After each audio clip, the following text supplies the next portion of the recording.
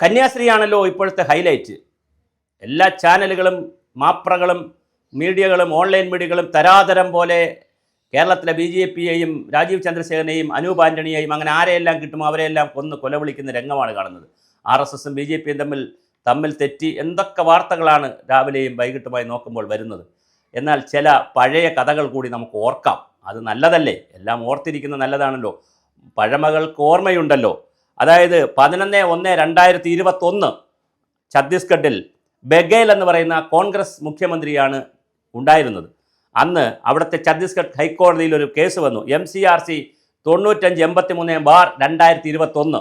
ഞാനിത് ആധികാരികമായി പറയുന്നത് പിന്നെ നാളെ ഒരു തർക്കം വരണ്ടെന്ന് വിചാരിച്ചിട്ടാണ്. അവിടെ 5 വൈദികരെ അറസ്റ്റ് ചെയ്തു. 2021 11 മാസം നവംബർ മാസം 1-ാം തീയതി 5 വൈദികരെ, അവരെ പേരും കൂടെ അങ്ങ് പറയാം: സൈമൺ ഗസ്, ഗുൽദീപ് ഗർഗട്ട, സമയ് ദുർക്കി, അനിൽ ലക്കട, പ്രവീൺ ലക്കട, 5 അച്ഛന്മാരെയാണ് അറസ്റ്റ് ചെയ്തത്. എന്തിനാണ് അറസ്റ്റ് ചെയ്തത്? ഒരു ഹിന്ദുവിൻ്റെ വീട്ടിൽ പോയി നിങ്ങൾ ഹിന്ദുക്കളിൽ ഇത് വിശ്വസിക്കരുത്, നിങ്ങൾ കൃഷ്ണനിലും മറ്റു കാര്യങ്ങൾ വിശ്വസിക്കരുത്, നിങ്ങൾ വിശ്വസിക്കേണ്ടത് യേശുവിലാണെന്ന് പറഞ്ഞ് ബൈബിളൊക്കെ കൊടുത്ത് അവരെ കൺവെർട്ട് ചെയ്യാൻ ശ്രമിച്ചപ്പോൾ അവിടുത്തെ ഒരു ഇതെല്ലാം പറഞ്ഞപ്പോൾ അന്ന് അവിടെ ഉണ്ടായിരുന്ന ഇതിൻ്റെ നേതാവ്, ആരുടെ നേതാവ്? നമ്മുടെ ഇതിൻ്റെ ട്രൈബൽകാരുടെ നേതാവ് കേസ് കൊടുത്തു. ഇത് കൺവേർഷൻ നടത്തുന്നു. അപ്പോൾ ഇന്ത്യയിൽ മതപരിവർത്തനവും മനുഷ്യക്കടത്തും വലിയ കുറ്റമാണ്. 10 വർഷം വരെ ജയിലിൽ കിടക്കാവുന്ന കുറ്റമാണ്. അങ്ങനെ 5 പേരെയും അറസ്റ്റ് ചെയ്തു. ഏത് നിയമം വെച്ചിട്ട് അറസ്റ്റ് ചെയ്തിരിക്കുന്നത്? BJPയോ ബജറംഗ് ദളോ RSSോ ഉണ്ടാക്കിയ നിയമമാണ്. 1968 ഗോവിന്ദ നാരായൺ സിംഗ് എന്ന് പറയുന്ന കോൺഗ്രസിനെ പിളർത്തിക്കൊണ്ട് മുഖ്യമന്ത്രിയായ ഗോവിന്ദ നാരായൺ സിംഗ് ആണ് ഈ നിയമം ഉണ്ടായത്. 1968. അന്ന് ഛത്തീസ്ഗഡില്ല, മധ്യപ്രദേശാണ്. ആ നിയമം ഇപ്പോൾ ഛത്തീസ്ഗഡിലേക്ക് വന്നു. അങ്ങനെ അവർക്ക് 2021 1-ാം മാസം 11-ാം തീയതി അവർ അറസ്റ്റ് ചെയ്ത് ജയിലിലിട്ടെങ്കിൽ അവർക്ക് ജാമ്യം കിട്ടുന്നത് എപ്പോഴാണ് ജാമ്യം കിട്ടുന്നത്? അവർക്ക് 2021 ഡിസംബറിലാണ് അവർക്ക് ജാമ്യം കിട്ടുന്നത്.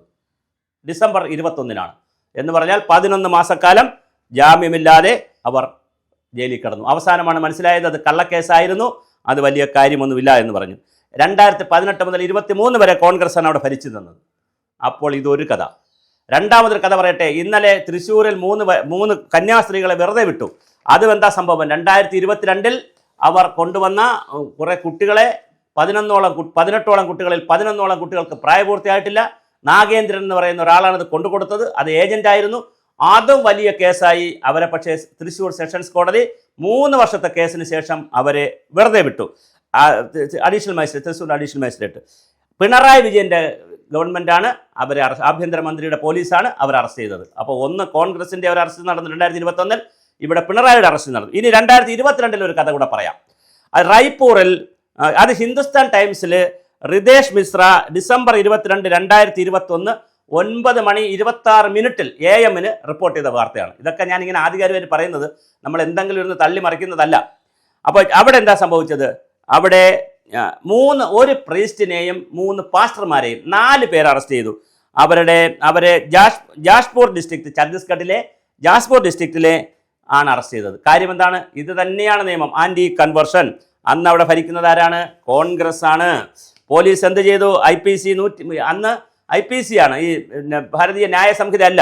IPC ഇന്ത്യൻ പീനൽ കോഡ് അനുസരിച്ച്, ക്രിമിനൽ നിയമം അനുസരിച്ച് 295A-34 അനുസരിച്ച് ഫാദർ അരുൺകുമാർ, ആളുകളുടെ പേരൂടെ അങ്ങ് പറഞ്ഞേക്കാം, father Arunkumar, pastor Basant Lakra, Simon Tikka, Dina Kujur എന്ന് പറയുന്നത്, അതിൽ കേസ് കൊടുത്തത് ലക്കു റാം എന്ന് പറയുന്ന ട്രൈബൽ ഹെഡാണ് കേസ് കൊടുത്തത്. അവരേതായത് മാറ്റുന്നു വ്യാപകമായിട്ടെന്ന് പറഞ്ഞാൽ. നിങ്ങളൊരു കാര്യം മനസ്സിലാക്കണം, 3.5 കോടി ജനങ്ങളുള്ള കേരളമല്ല ഇന്ത്യ. ഇന്ത്യ എന്ന് പറയുന്നത് 140 കോടിയിൽ പരം ജനങ്ങൾ, എത്ര വിഭാഗങ്ങൾ, ആദിവാസികൾ മുതൽ മാവോയിസ്റ്റ് മുതൽ നക്സലൈറ്റ് മുതൽ വിവിധ വിഭാഗങ്ങൾ. നോർത്ത് ഈസ്റ്റേൺ സ്റ്റേറ്റിൽ പോകൂ, നാഗാലാൻഡിൽ വേറെ നിയമങ്ങളുണ്ട്, മിസോറാമിൽ വേറെ നിയമങ്ങളുണ്ട്. ഓരോ രാജ്യത്തും അവരുടെ ലാൻഡിനെ സംബന്ധിച്ചും അവിടുത്തെ മത കൺവേർഷനെ സംബന്ധിച്ചും മതം മാറ്റുന്നതിനെ സംബന്ധിച്ചും കടത്തിനെ സംബന്ധിച്ചും ഒക്കെ വലിയ നിയമങ്ങളാണുള്ളത്. ആ നിയമങ്ങളുള്ള സംസ്ഥാനത്തിൽ ഛത്തീസ്ഗഡിൽ ഇങ്ങനെ നിയമമുണ്ടെന്ന് കന്യാസ്ത്രീകൾക്കാകട്ടെ, പള്ളിലച്ചന്മാർക്കാവട്ടെ, പിതാക്കന്മാരട്ടെ, ക്രിസ്തീയ സഭകൾക്ക് അറിയില്ലേ? വളരെ കൃത്യമായൊരു ചോദ്യമാണ്. എന്നിട്ട് എങ്ങനെയാണ് അവിടെ പോയി ഇത് കൊണ്ടുവരുന്നത്. അവിടെ കൊണ്ടുവരുന്ന ആളുകളെ കൃത്യമായി ചോദ്യം, അവിടെ പോയി മനുഷ്യക്കടത്തോ അല്ലെങ്കിൽ ജോലിക്ക് കൊണ്ടുപോകണം. ജോലിക്ക് കൊണ്ടുപോകുന്നതിൽ തെറ്റില്ല, ജോലിക്ക് കൊണ്ടുപോകുന്നതിൽ നിയമമുണ്ട് അവിടെ. ആ നിയമം അറിയാതെ നിങ്ങൾ ജോലിക്ക് കൊണ്ടുപോകരുത്. ഇനി പോകുന്ന കന്യാസ്ത്രീകളോടും ഏതെങ്കിലും ഏജന്റ് നിങ്ങളെ അടുത്ത് കൊണ്ടുവരികയാണെങ്കിലും ഏതെങ്കിലും മഠത്തിലേക്ക് കൊണ്ടുവരികയാണെങ്കിലും വളരെ കൃത്യമായി നിങ്ങൾ രേഖകളില്ലാതെ ആരെയും കയറ്റരുത്. എന്താണ് അവിടുത്തെ രേഖ? Village പാലായൻ certificate. അതായത് പാലായൻ മീൻസ് കൊണ്ടുപോകലാണ്, പാലായനം ചെയ്യുന്ന, നമുക്ക് യാത്ര മാറിപ്പോകുന്ന അവിടുത്തെ ഗ്രാമ പാലായൻ സർട്ടിഫിക്കറ്റ്, വില്ലേജ് പാലായൻ സർട്ടിഫിക്കറ്റ് നിർബന്ധമായ ആവശ്യമുണ്ട് അവിടെ നിന്നൊരു കുട്ടിയെ പുറത്തു കൊണ്ടുപോകണമെങ്കിൽ. പിന്നെ ഒരു നിയമം കൂടെ ആവശ്യമുണ്ട്, മാതാപിതാക്കളുടെ കൺസെന്റ് ആവശ്യമുണ്ട്. ഈ 2 സർട്ടിഫിക്കറ്റും ഇപ്പൊ ഈ പിടിച്ച കന്യാസ്ത്രീകളിൽ ഉണ്ടായിരുന്നു. ആധാർ കാർഡും ഉണ്ടായിരുന്നെങ്കിൽ ഒരു പ്രശ്നവുമില്ലായിരുന്നു.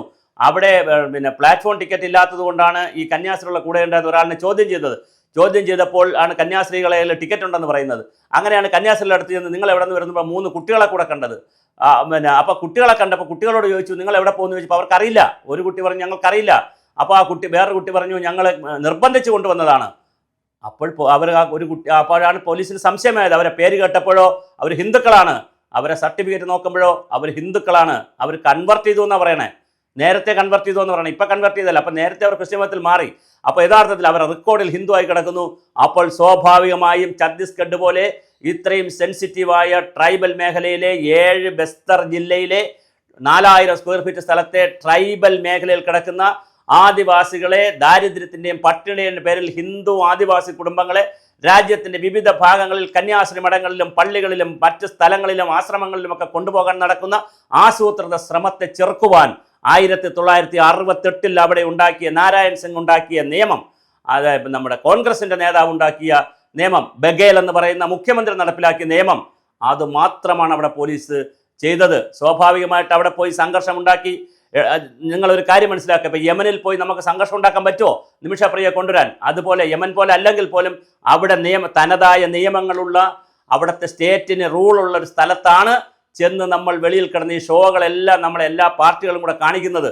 എന്തിനാണ് ഈ ഷോ കാണിക്കുന്നത്? ഒരു കാര്യവുമില്ല ആ ഷോ കാണിക്കുന്നതിൽ. അങ്ങനെ സംഘർഷം കൂടുകയുള്ളൂ. അങ്ങനെ ഷോ കാണിച്ച് സമ്മർദ്ദം കൊടുത്ത് ഇറക്കിക്കൊണ്ടുവരാൻ ശ്രമിച്ചാൽ അവിടുത്തെ ട്രൈബൽ കമ്മ്യൂണിറ്റി വലിയതായിട്ട് വയലൻ്റായി അവിടെ കലാപം ഉണ്ടാകാൻ സാധ്യതയുണ്ട്. അതുകൊണ്ടൊക്കെ കൂടിയാണ് വളരെ ആത്മസംയമനത്തോടുകൂടി കേസിൻ്റെ മെരിറ്റിൽ പോട്ടെ എന്ന് വിചാരിക്കുന്നത്. നമുക്കൊരു കേസായാൽ അതിൻ്റെ മെരിറ്റ് ഉണ്ട്, അതിൻ്റെ രീതികളുണ്ട്, അതിൻ്റെ രീതിക്ക് വരട്ടെ. എന്തായാലും ഒരു കാര്യം പറഞ്ഞ് ഞാൻ അവസാനിപ്പിക്കാം. ഇനി ഒരു കന്യാസ്ത്രീകളും ഒരു മതമേലധ്യക്ഷന്മാരും ഒരു പിതാക്കന്മാരും ദയവായി ഛത്തീസ്ഗഡിലേക്ക് പോകരുത് കുട്ടികളെ കൊണ്ടുവരാൻ. അങ്ങനെ കൊണ്ടുവരാനാണ് നിങ്ങൾ ശ്രമിക്കുന്നതെങ്കിൽ കൊണ്ടുപോയി അവരെ നന്നാക്കിയെടുക്കുന്നതിൽ സന്തോഷമുള്ളൂ. അങ്ങനെ കൊണ്ടുപോവുകയാണെങ്കിൽ, അവർ ദാരിദ്ര്യം പട്ടിലാണ് കൊണ്ടുപോവുകയാണെങ്കിൽ കൃത്യമായ രേഖകളോടുകൂടി കൊണ്ടുപോകണം. അല്ലെങ്കിൽ ഇനിയും അറസ്റ്റുകൾ വരും. നമ്മൾ ആവശ്യമില്ലാത്ത രാഷ്ട്രീയം കളിക്കുകയും ചെയ്യും.